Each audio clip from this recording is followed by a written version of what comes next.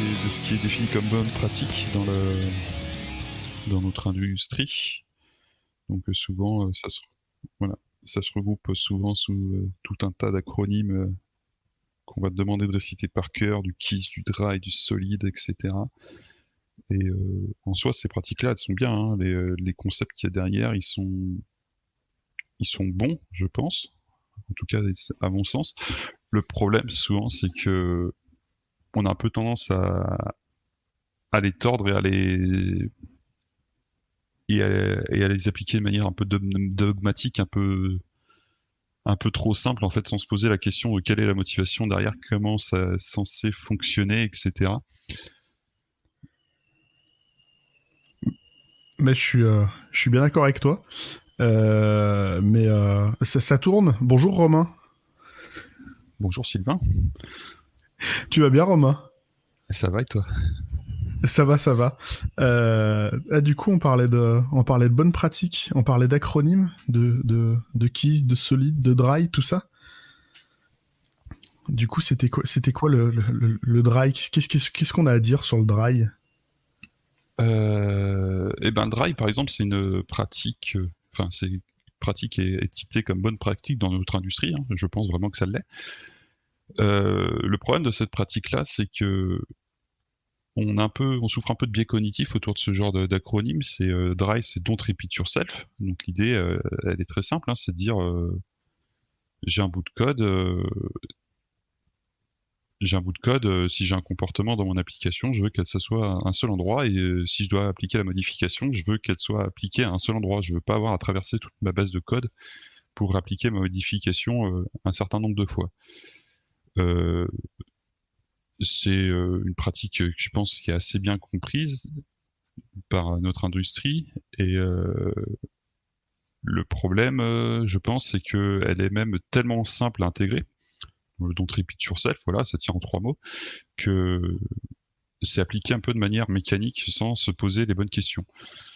Euh, Par exemple, un truc tout bête, tiens, j'ai 2 concepts qui portent le même nom, bah tac, dry, je vais mutualiser le code.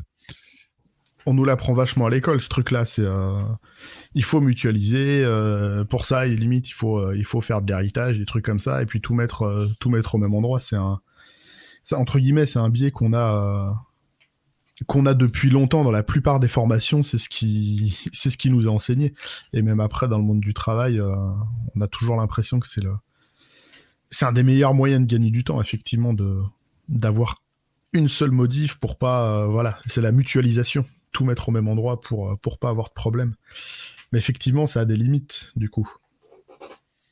Ouais, exactement, ça a des limites. Typiquement, si tu as appliqué le dry et que tu commences à voir, en fait, j'ai un cas un peu spécifique, je vais ajouter un if. Puis, j'ai un autre cas un peu spécifique, je vais ajouter un deuxième if, et puis là, petit à petit, tu rajoutes énormément de complexité, et ça peut être un smell, te dire, en fait, j'ai peut-être loupé quelque chose, don't repeat yourself, sauf qu'en fait, j'ai peut-être mutualisé plusieurs choses qui ne sont peut-être pas exactement identiques, et il y a peut-être quelque chose à faire. Ça sous-entend un petit peu que la répétition est pas forcément là où on croit que des fois on pense qu'on va s'éviter de se répéter alors qu'en fait on disait pas forcément la même chose. Exactement. Et d'ailleurs, si tu regardes la définition de dry, hein, là je regarde sur Wikipédia, il y a une phrase qui est hyper importante. Every piece of knowledge must have a single, unambiguous, authoritative representation within the system. On parle bien, là, c'est la piece of knowledge qui est important. C'est quel est le concept qu'on essaye de représenter, dans quel contexte on essaye de représenter ce concept-là. Et si tu commences à avoir des ifs, c'est que potentiellement, tu as peut-être pris quelque chose qui a le même nom, mais c'est peut-être pas le même concept, parce que tu ne l'utilises pas dans le même contexte. Là, tu commences à parler de contexte. Je sens pointer une âme de pratiquant fervent de DDD. C'est euh, c'est la même notion de contexte que tu utilises là, du coup. Ça peut être effectivement une notion de contexte, telle qu'on peut la définir dans le DDD, ou par exemple, un des exemples les plus communs qu'on peut retrouver pour expliquer ce qu'est un contexte. Et c'est, par exemple, dans un site de e-commerce, la notion d'article, ça va pas être la même chose pour le shipping, pour la vente, pour d'autres contextes liés au e-commerce. Savoir que tu as un article dans ton catalogue, tu as besoin d'un certain nombre d'informations. C'est pas les mêmes informations qui vont t'intéresser pour son stockage, pour son acheminement jusqu'au client. Donc c'est des propriétés différentes pour un concept donné en fait.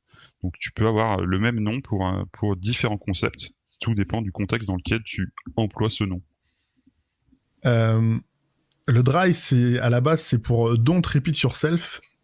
Mais quand on commence à parler de contexte comme ça, et qu'on commence à voir des choses qui changent de contexte, j'ai plutôt tendance, moi, à appliquer un do repeat yourself. C'est que si c'est pas dans le même contexte, il vaut mieux le répéter, puisque les choses vont évoluer, vont vivre leur vie chacun de leur côté.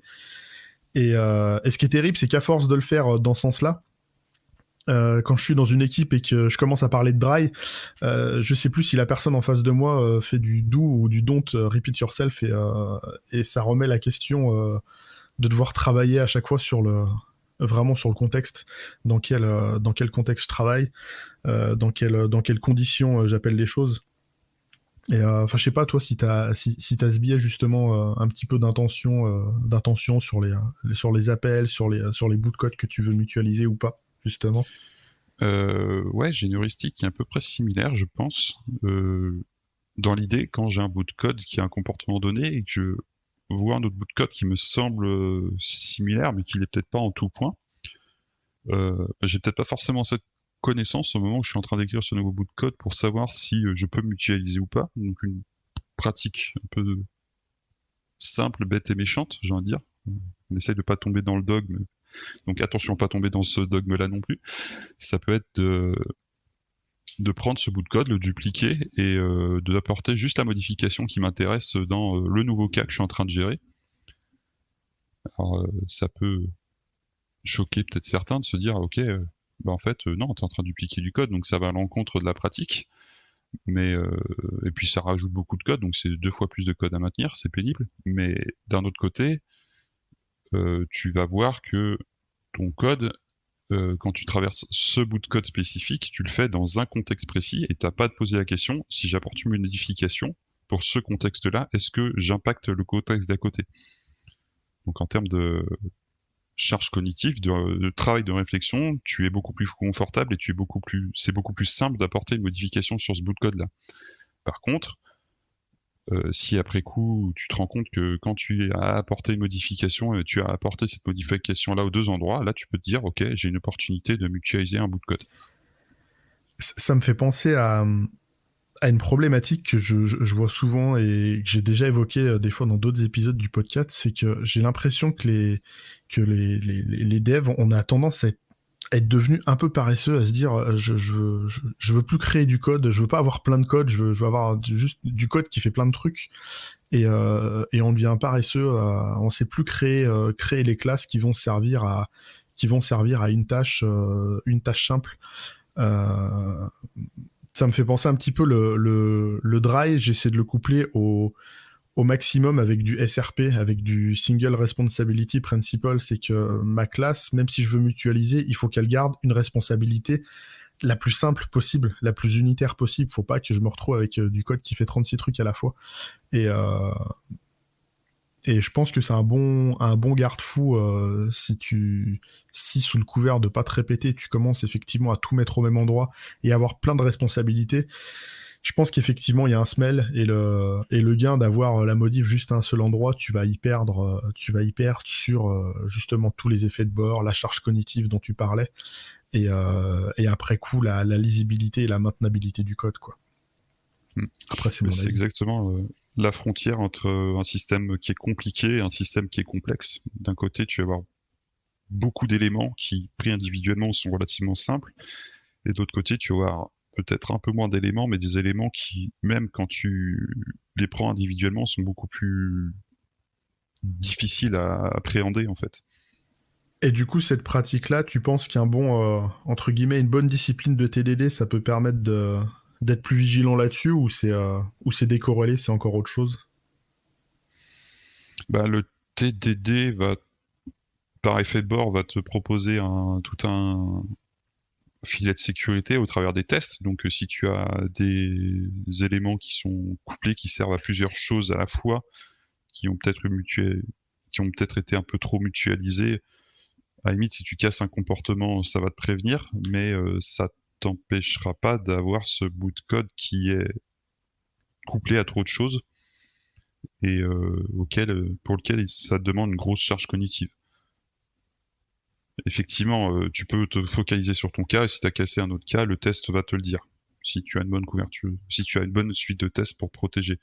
Mais ça n'empêche pas que tu as quand même ces différents cas à appréhender en même temps. Comme quoi TDD c'est intéressant, mais si t'as les bonnes pratiques derrière, c'est quand même toujours mieux. Merci Romain d'avoir accepté l'invitation sur le podcast. Merci à toi. Si certaines personnes veulent te suivre ou écouter ce que tu as raconté, on peut te trouver où ? Essentiellement sur Twitter, sur @romaintrm. J'ai aussi un blog qui doit être dans ma page Twitter, mais qui n'est pas très active malheureusement.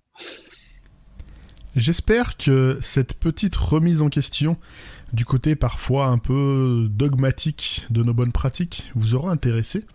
Le sujet reste complètement ouvert, n'hésitez pas à venir en discuter avec nous sur les réseaux sociaux. Il me reste à vous souhaiter une excellente fin de semaine, à mardi prochain pour un nouvel épisode, et d'ici là, geekez bien et codez bien.